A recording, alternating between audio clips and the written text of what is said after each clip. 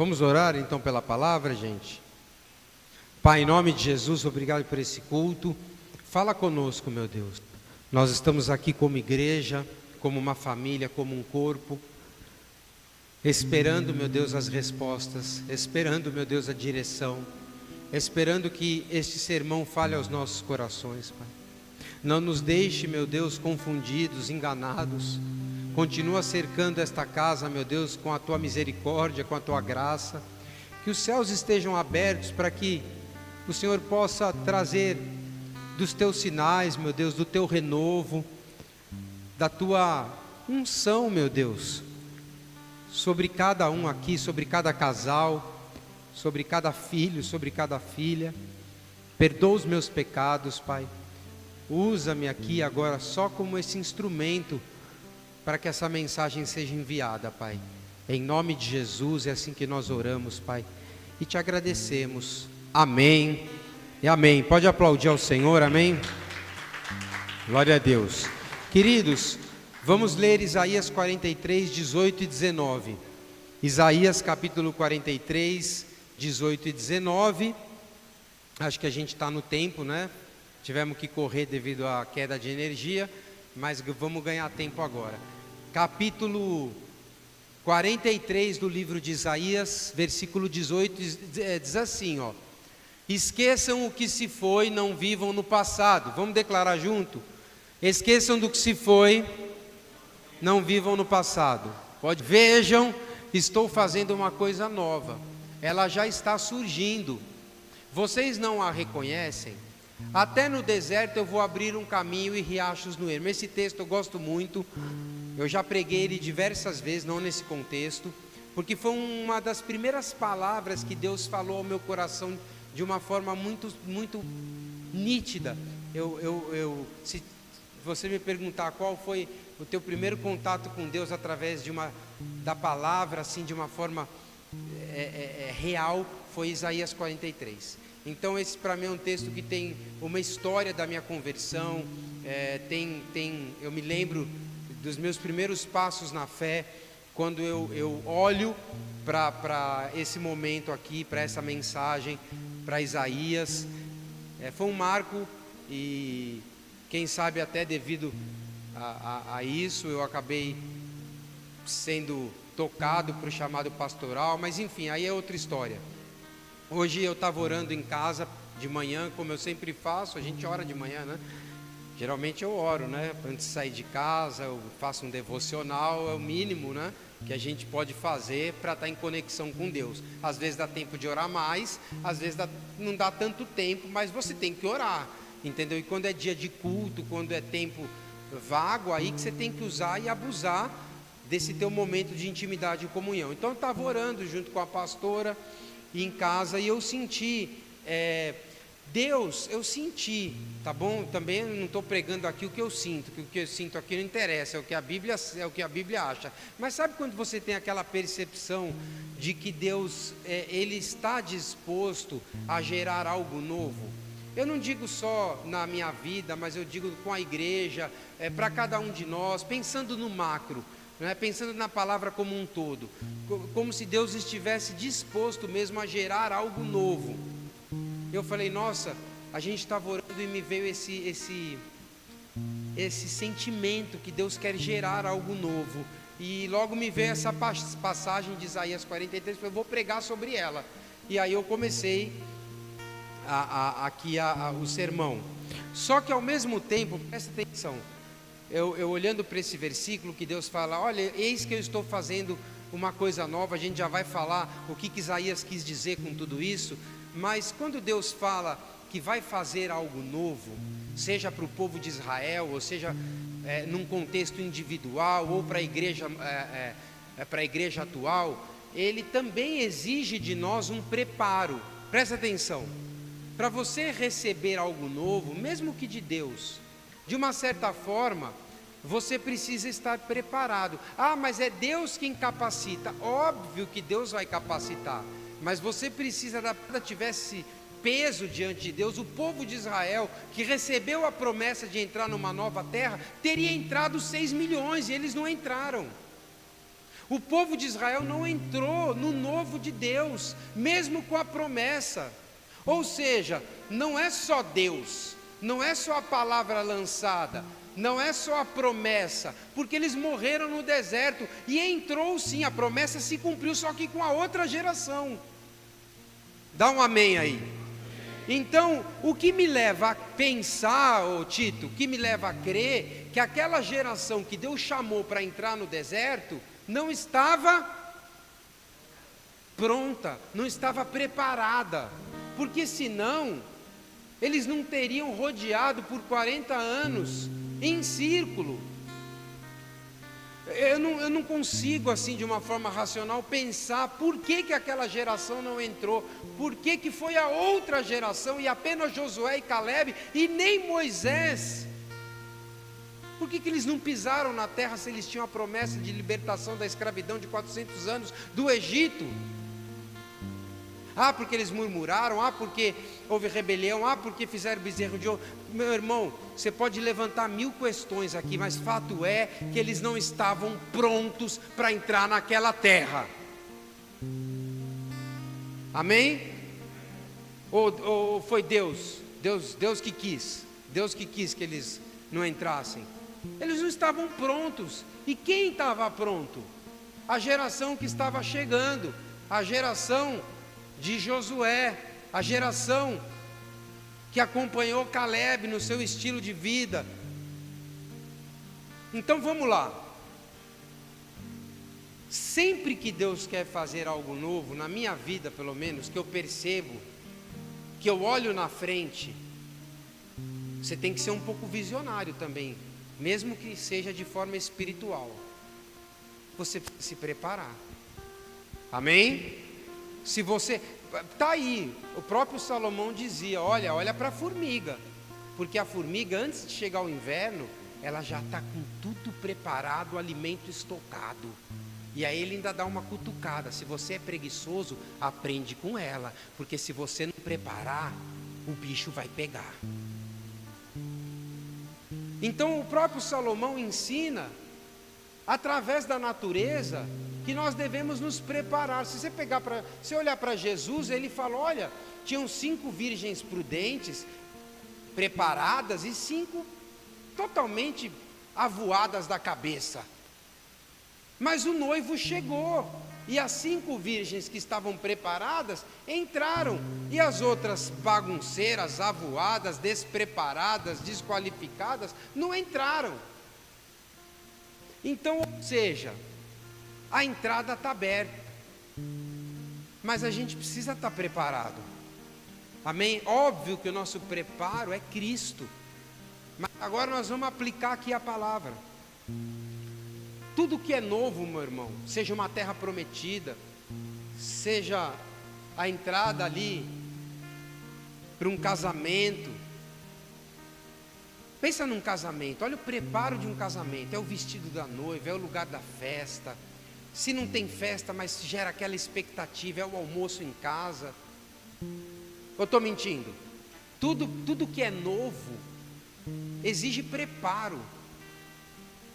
Amém? Então, aqui Deus parece que ele repete uma promessa. Eu vou fazer uma coisa nova para Isaías. Eu vou colocar caminhos no deserto. Eu vou colocar rios no ermo. Aí ele está falando para Jacó. Mas se prepara para você não terminar. E depois esse capítulo ele não termina tão bem. Ele termina dizendo, por isso entreguei Israel ao opróbrio, à destruição, e Jacó ao opróbrio. Depois você lê aí o finalzinho. Então, meu irmão, o novo que nos leva ao desconhecido, ainda que sendo da vontade de Deus, exige de nós preparo. Amém? Então, mesmo sendo bom, mesmo sendo de Deus, você não vai deixar de sentir frio na barriga, e você não vai poder se dar o luxo de não se preparar. Olha, eu não vou me preparar porque é de Deus. Ah, é? Então não se prepara para você ver. Você foi chamado para pregar. não se prepara. Foi Deus que te levantou, mas não prepara a palavra. Você vê, dá o branco na sua cabeça, aí você vai culpar o Senhor. Tá? Não se prepara. Foi chamado ali para fazer uma palestra na empresa. Foi Deus que abriu a porta, mas não se prepara, não estuda, não planeja. Você vê. Você vai passar vergonha na frente do ímpio. Ah, mas Deus me prometeu. Deus me deu aqui, abriu a porta, mas você não se preparou. Olha, Deus falou que eu vou para as nações, mas você nem sequer se matriculou num curso de inglês. Não vai passar nem na entrevista do consulado. Que você pegue um cara que fale inglês com você.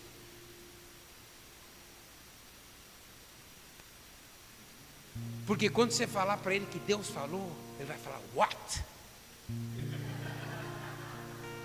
E você não vai ter resposta. I don't understand.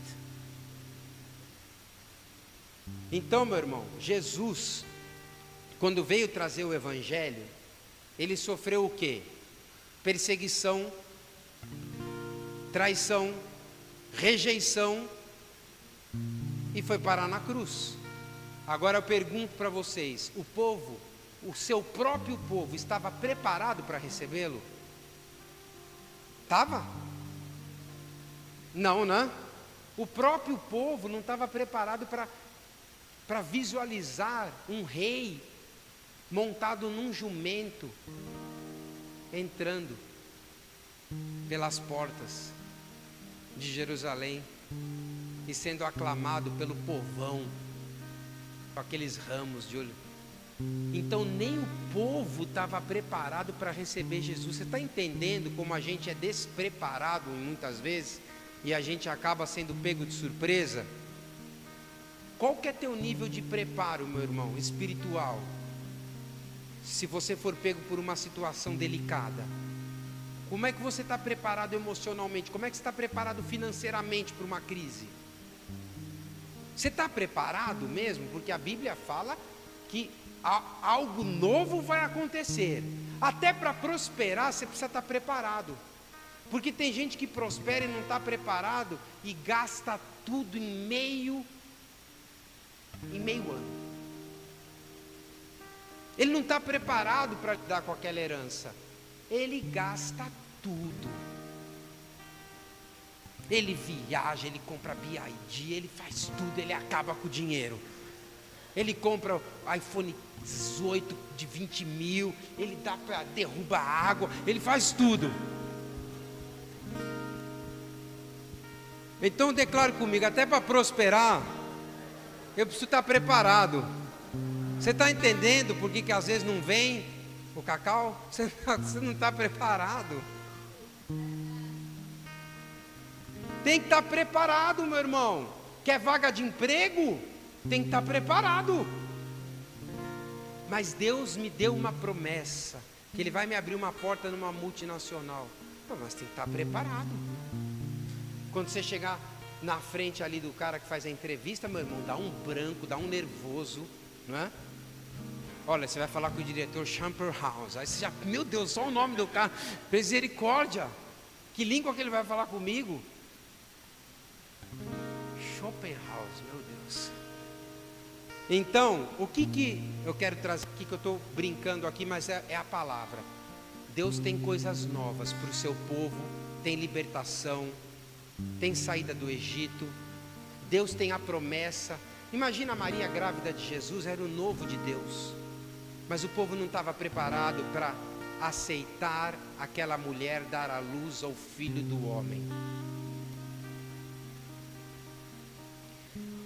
Imagina o próprio Josué, que se sentiu despreparado, por isso Deus falava assim: não temas, Josué, não temas, eu entendo o que você está passando, você vai viver uma coisa nova, mas não tenha medo, seja forte, seja corajoso, você vai levar esse povo à terra que foi jurada e prometida à sua descendência. Josué era preparado, ele estava preparado, ele não recebeu a promessa, ele estava preparado, ele era desenrolado. Se colocasse ele aqui, ele tocava, com certeza, ele pregava, ele liderava, estava desenrolado. Josué era um cara desenrolado. Então, queridos, nós precisamos aprender a nos preparar quando Deus está dizendo que vai fazer algo novo. No livro de Isaías, Deus estava fazendo uma coisa nova naquele contexto para o povo hebreu, mas a sensação é sempre a mesma. Parece que eles não estavam entendendo. Então o contexto principal aqui aponta para quê? Para a libertação do povo de Israel do cativeiro da Babilônia. Algo tão surpreendente e poderoso que gerava aquela conexão com a saída e o êxodo que eles tiveram daquela forma tão repentina. Então Deus prometia ali uma nova libertação. Olha, assim como eu libertei Israel do Egito, olha, eu vou fazer com uma coisa nova. Mas agora de uma forma diferente. Agora eu vou colocar rios no ermo, caminho no deserto. Agora eu pretendo surpreender ainda mais o meu povo. Mas eles precisam estar preparados. Agora ele traz o símbolo de um caminho num deserto. Agora a simbologia era de rio no ermo. Isso simbolizava o que? Agora é tempo de renovação, de provisão. Agora, Israel, eis que lhe dou direção. Mas se preparem para este momento novo, porque vocês já falharam lá atrás. Só que agora eu venho novamente com o novo. Então muitas vezes nós também falhamos lá atrás para o novo de Deus, e Ele nos dá uma estação de preparo, e nessa estação nós precisamos aproveitar, para que a gente possa entrar. Então Ele fala, olha, não vos lembreis das coisas passadas, não considerem o que aconteceu lá, eu também já esqueci, vocês esqueceram, eu também já esqueci. Ou seja, não se limitem àquele passado, porque agora não haverá uma repetição, agora é tempo de redenção. Não que Israel tenha acertado depois, em todos os momentos. Então muitos estudiosos também veem esse texto como profético, apontando para a obra de Jesus Cristo, o caminho no deserto que liga a humanidade de volta a Deus. Esse texto, ele é atemporal. Então alguns teólogos ligam esse texto a este caminho no deserto que ligaria o povo de novo a Deus. Essa ligação que foi desfeita com o pecado original. Posso ouvir um amém?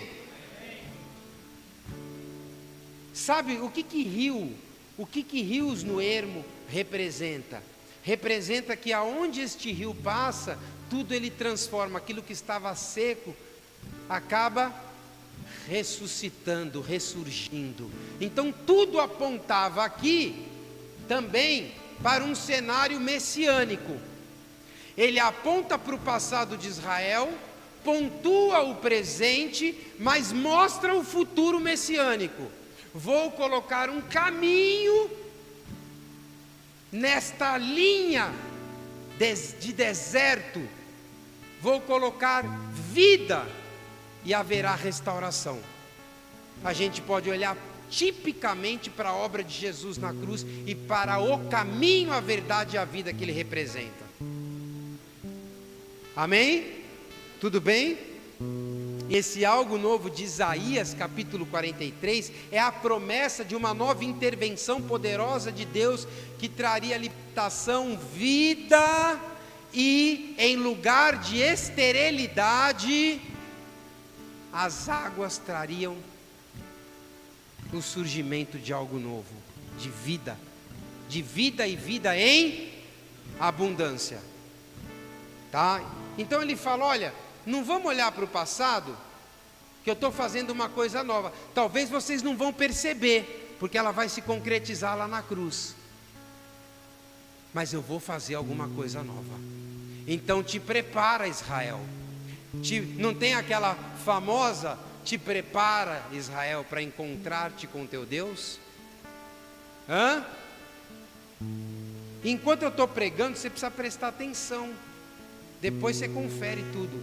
Mas Israel também está se preparando para encontrar com Deus.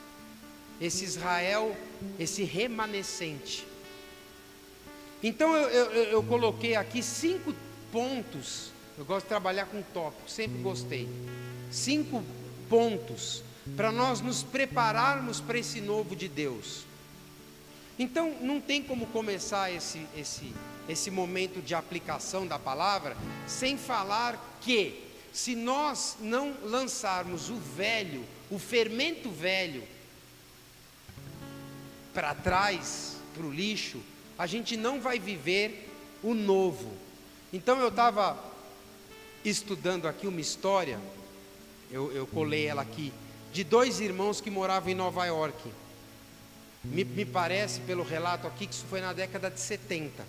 E eles tinham uma síndrome, que se chama síndrome de Diógenes. Síndrome de Diógenes, não sei se alguém já ouviu falar. Então essa síndrome, ela tem várias características. Só que a principal característica dessa síndrome é que a pessoa começa a acumular tudo que ela vê. Então ela começa a acumular, são aqueles acumuladores. Vocês já viram aquelas pessoas que levam para casa pedaço de papel, lata velha, pente que está jogado no meio da rua? Então eles eram acumuladores. Então são pessoas que não conseguem se desfazer de nada, não conseguem jogar nada fora. Isso é uma síndrome. E esses 2 irmãos, eles tinham essa doença, e eles começaram a juntar tanta coisa, mas tanta coisa na casa deles, que já não tinha mais espaço para nada. Então você imagina 2 irmãos morando juntos em Nova York na década de 70, levando entulho para casa através de uma compulsão, de uma repetição. O que aconteceu? Primeiro, eles viviam no meio do lixo, em toneladas de lixo. Só que depois você confere, nem sei se essa história, eu creio que ela é verídica.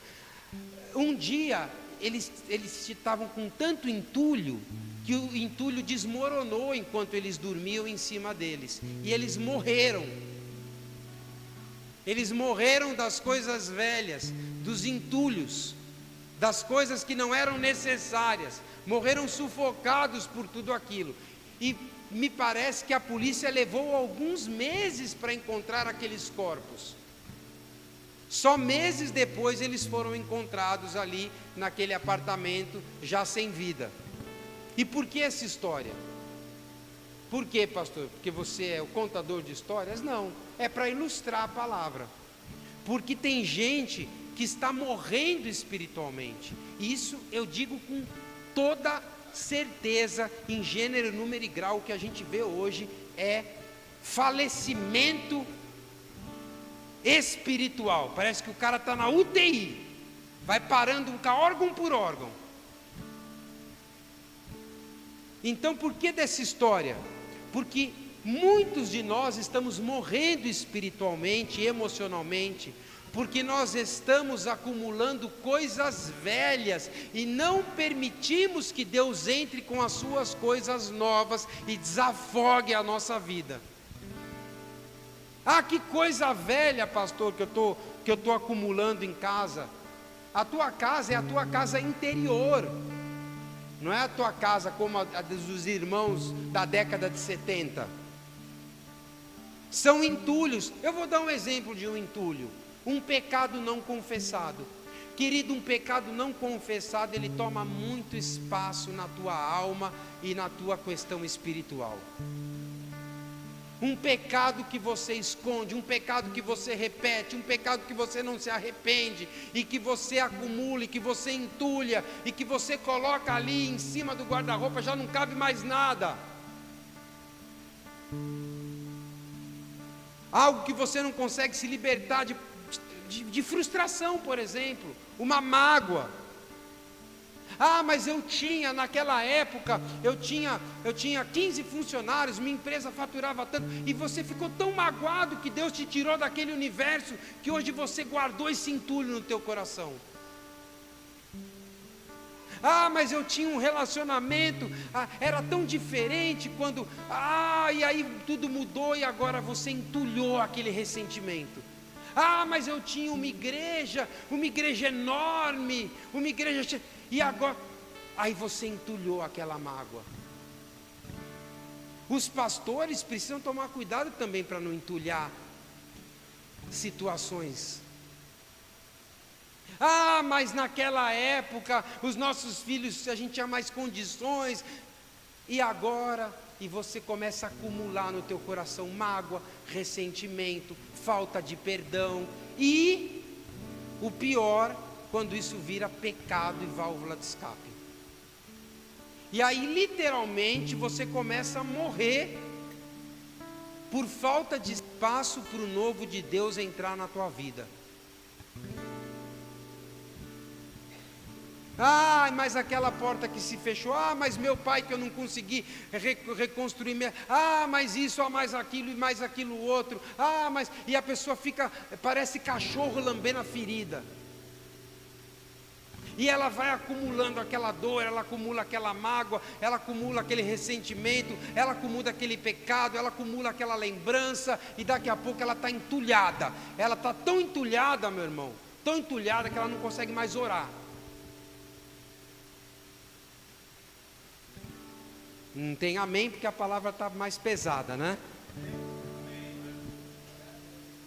Me relacionei antes, era tão bom, sabe? Era tão bom aquele tempo.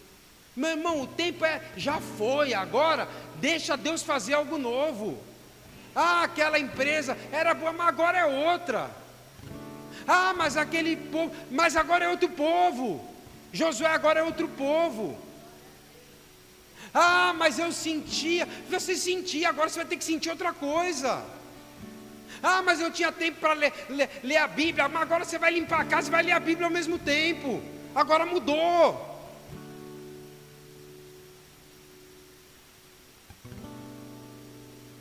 Mas Deus mexeu na minha zona de conforto, então dá um salto da cama e se mexe. Muda também. Muda também. Para que você escute de Deus, estou fazendo algo novo, você precisa tirar o entulho velho, confessar pecado, chorar tuas mágoas, tuas pitangas, reconhecer o teu coração peludo.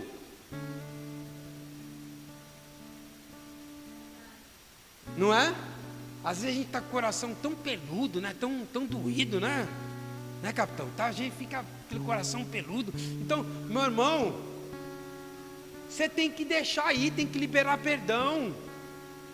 Amém?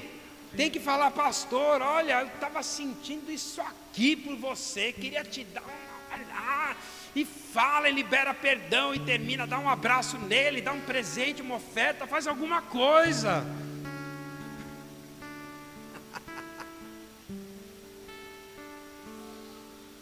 Amém?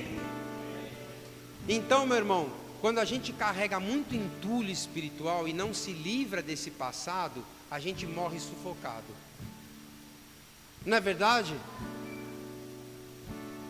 Procura quem você tem que procurar, conserta o que você tem que consertar, pede perdão do que você tem que pedir e vai para frente, porque Deus tem coisas novas para fazer. Para de murmurar, para de reclamar que você não está com sorte, porque não tem esse negócio de sorte. Você tem Jesus e Jesus está com você.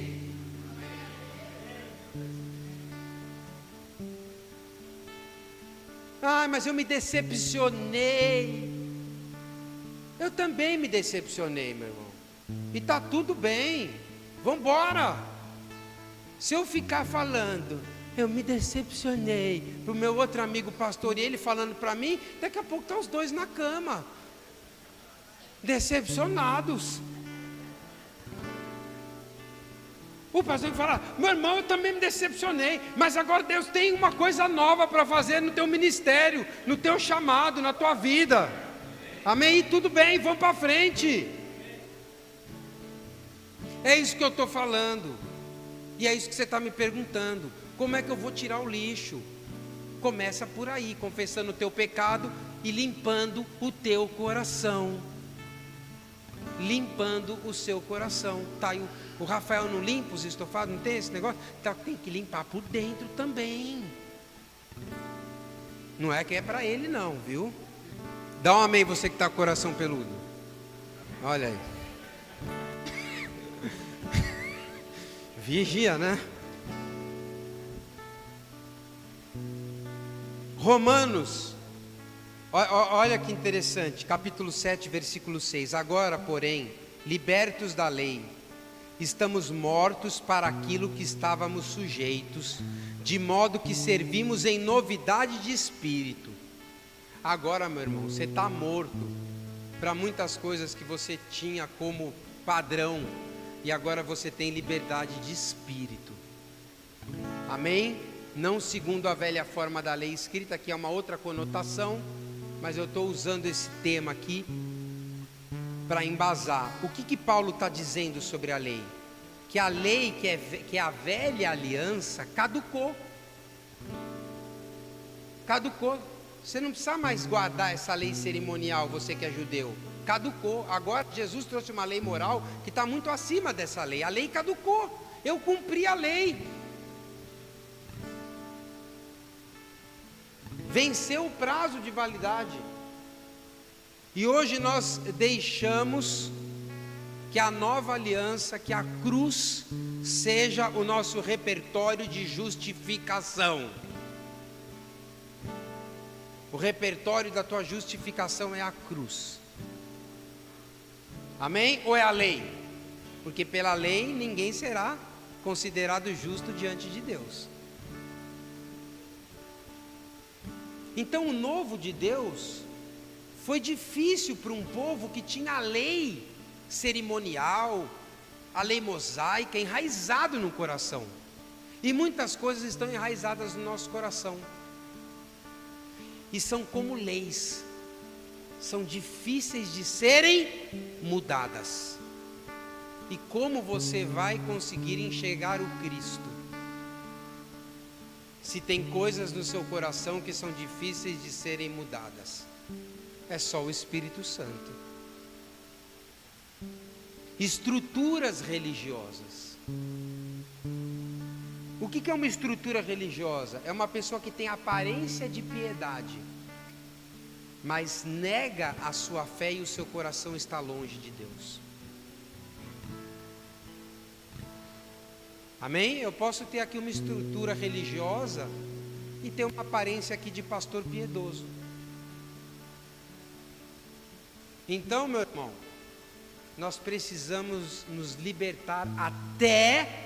Por que eu cheguei nesse ponto? Até da nossa própria religiosidade. Lembra da música da Ana Paula Valadão? Religiosidade, tradições me afastam tanto de ti. Você lembra ou não? Está cheio de gente entulhada de religiosidade e tradição. Jesus odiava essas pessoas. Odiava no bom sentido, né? Não suava. Chamava de fariseu de sepulcro caiado. Vocês estão bonitos por fora, por dentro está fedendo.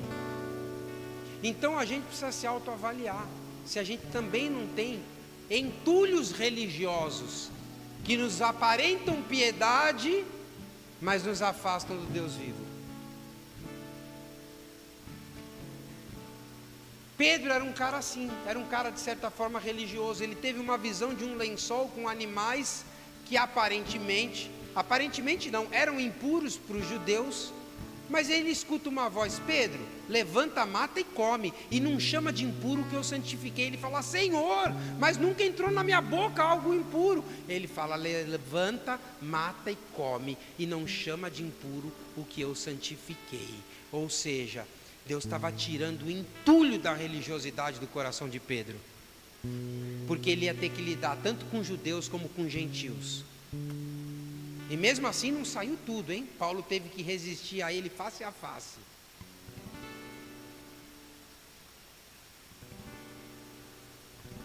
Então Deus quer fazer coisa nova, mas eu tenho que dar liberdade para ele agir da forma que ele achar melhor, do jeito que ele achar melhor.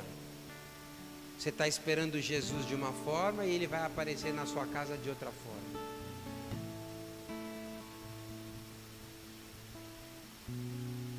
Amém? Você está esperando o resultado A, mas Ele vai vir com o resultado B. Será que você vai reconhecer que é Ele? Às vezes a ajuda que você tanto espera vai vir da pessoa que você menos imagina. Você vai falar, não, dele eu não vou receber isso, ele nem crente é. Religioso. Amém? Então a gente precisa tomar cuidado com o entulho da religião. Em segundo lugar, se prepare para o novo de Deus. E não coloque limites no que Ele... Não coloque bordas em Deus. Tem gente que não recebe o novo porque não permite viver algo que foge do racional.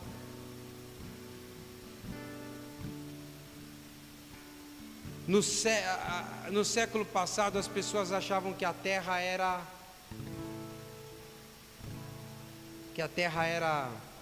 plana. Então muitos perderam de viver algo novo com a saída das embarcações, dos navios, porque tinha-se uma impressão, uma lenda que eles iam chegar no fim do mundo e cair. Só que depois se descobriu que a terra era redonda, meu irmão. Então deixa Deus trabalhar.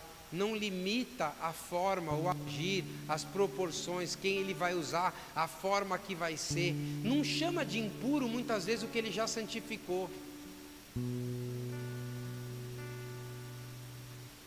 Às vezes nós ainda acreditamos que a terra é plana.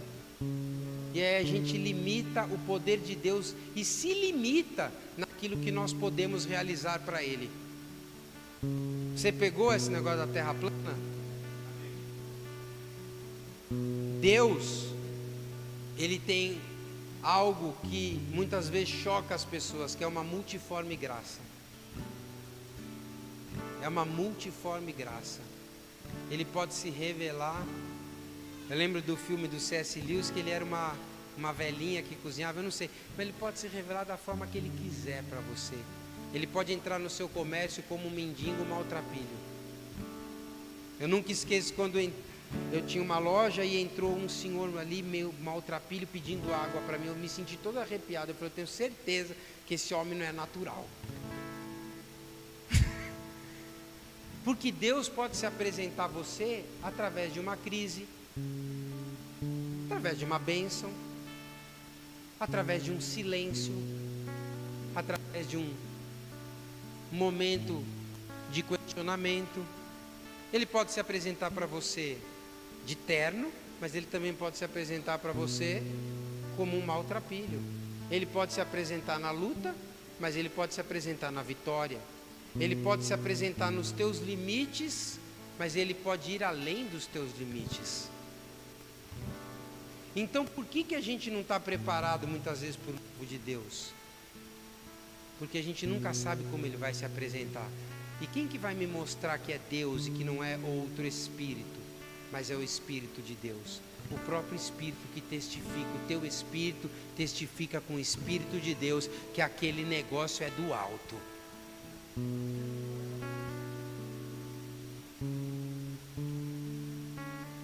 Então não limite a Deus, porque senão você não vive o novo. Sabe quem que eu lembrei? Da história daquela viúva e das vasilhas. Ela foi colocando as vasilhas, o que Deus fez? O profeta estava lá, falou, traz vasilha, traz vasilha.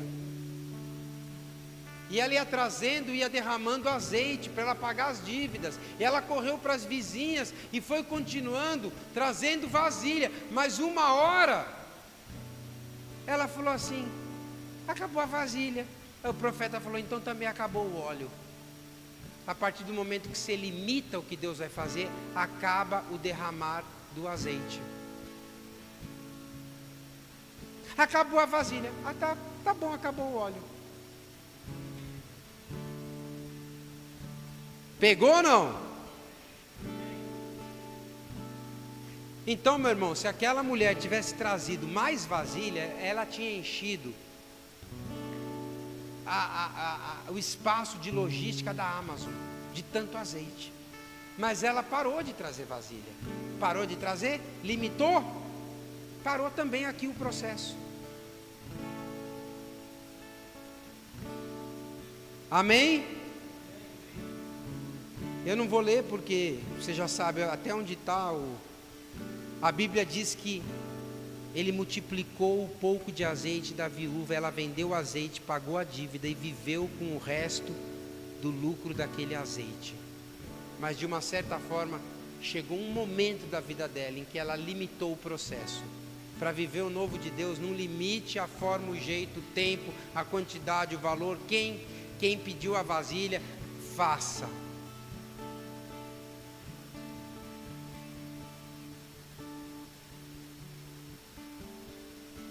Então, terceiro lugar, já estou terminando. Para se preparar para o novo, nós vamos precisar ter coragem. O novo de Deus exige coragem. Tem que ter coragem para atravessar o Mar Vermelho, tem que ter coragem para entrar na Terra Prometida, tem que ter coragem para sentar no trono como Davi, tem que ter coragem para ir para a guerra, tem que ter coragem para viver pelo Evangelho como Paulo. Então, meu irmão, você quer o novo de Deus? Pede para o Espírito Santo te dar coragem para viver esse tempo novo. Então, a coragem é um elemento que nós precisamos como igreja nesses tempos. Josué 1 diz assim, e de 1 a 3: Sucedeu depois da morte de Moisés, servo do Senhor, que este falou a Josué, filho de Nun, servidor de Moisés, dizendo: Moisés, meu servo, é morto. Dispõe-te agora, passa esse Jordão. Tipo, ó, Josué, toma coragem, meu irmão, passa esse Jordão aí, mesmo Moisés, que eu vou estar com você, mas tu tem que ter coragem. Passa esse Jordão, dispõe-te agora, tu e esse povo, a terra que eu dou aos filhos de Israel. E ainda Deus dá mais um toque ali de ânimo para ele. Todo lugar que você pisar a planta dos teus pés, eu vou dar a vocês, como prometi a Moisés.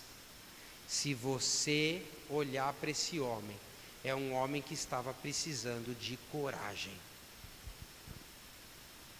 Por quê? Porque ele ia entrar no novo de Deus. Então quero ativar, eu não, né? Que Deus ative a tua fé, para que você tenha ousadia e coragem, para entrar em novos espaços que Deus for abrir, ou for abrindo para você. E para terminar, e não dá para entrar no novo de Deus, para terminar, sem arrependimento. Eu vou ler rápido, Atos 3,19. Arrependam-se, pois, e se convertam, para que sejam apagados os vossos pecados. Pedro 3,9 fala que Deus deseja que cheguemos ao arrependimento. Lucas 15,17, a Bíblia diz que há alegria nos céus quando um pecador se arrepende. Então o arrependimento também gera espaço para o novo de Deus. Amém? O arrependimento é uma chave de mudança para o novo nas nossas vidas. Pastor, vou me arrepender do quê? Aí é você e Deus.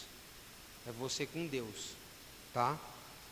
E para finalizar, a gente vai precisar voltar ao primeiro tópico. Precisamos nos preparar como igreja, como noiva, para acessarmos esse lugar novo de filhos, de não mais agora escravos, mas livres. Precisamos nos preparar até renovando a nossa mente, para vivermos os pensamentos que vêm do alto. Precisamos nos preparar através da palavra, para não sermos mais tocados pelos dardos inflamados do maligno. Precisamos nos preparar com uma vida de oração, para que estejamos atentos à voz do Espírito Santo. Precisamos nos preparar, porque em alguns momentos seremos tentados como Jesus foi.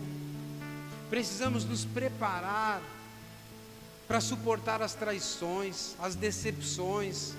Precisamos estar preparados para o novo, porque aonde o novo chega a ressurreição e vida. E Jesus é o novo de Deus. Eu vou colocar um caminho no deserto. Jesus é o caminho. Jesus é verdade. É rios no ermo, trazendo vida. Jesus é a vida. Muitas pessoas entram na igreja, elas não estão preparadas para confessar, para receber, para dar uma oportunidade de transformação para Jesus. Mas nós já estamos aqui, nós já estamos com Ele, vivemos por Ele, para Ele. Então, meu irmão, se prepare para celebrar a Jesus. Se prepare para talvez dizer: Senhor Jesus, faz a tua vontade, não a minha. Se prepare quando as oportunidades vierem, e seja humilde quando Ele te honrar, te exaltar. Se prepare para que, quando pedirem o motivo da tua fé, você responda da maneira correta. Se prepare, porque Deus quer fazer uma coisa nova. Será que nós ainda não percebemos? Eu acho que não. Mas hoje Deus está despertando talvez as nossas vidas para este tempo, onde Ele vai gerar talvez projetos, talvez expectativas, talvez intimidade, mas Ele vai fazer alguma coisa nova, isso eu tenho certeza. Porque Deus é Deus de novidade de vida. Não tem nada que Deus faça repetido. Deus faz tudo novo. Eis que faço nova todas as coisas. Então quero que você fique de pé, para a gente ceiar e celebrar a nova vida que temos pelo sacrifício do Cordeiro.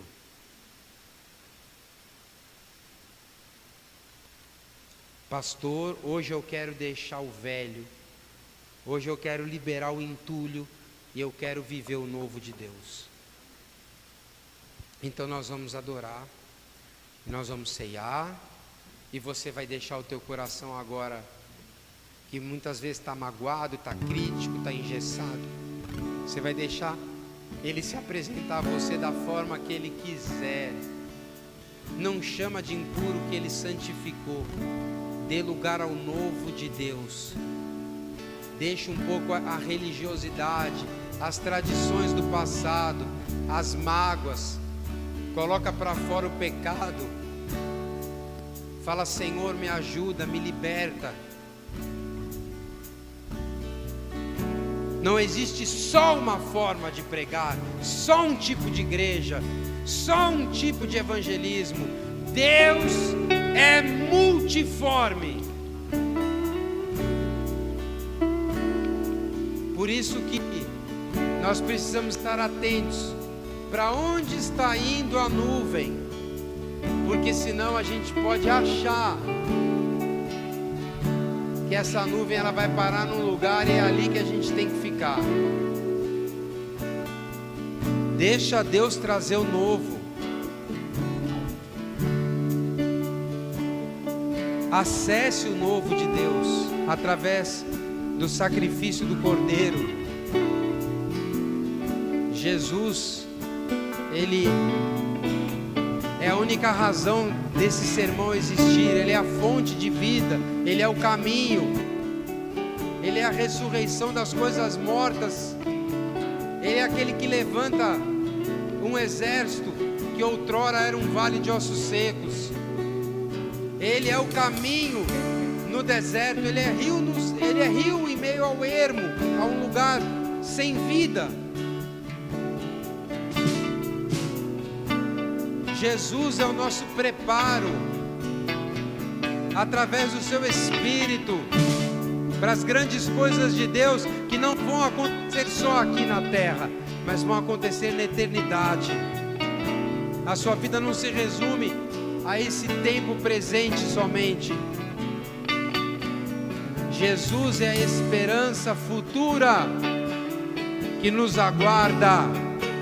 Está lá em Colossenses, a esperança futura de vida eterna. Então vamos adorar ao Cordeiro que venceu e que foi preparado como uma oferta para que hoje pudéssemos ser livres da culpa, da condenação, da morte. Vamos adorá-lo.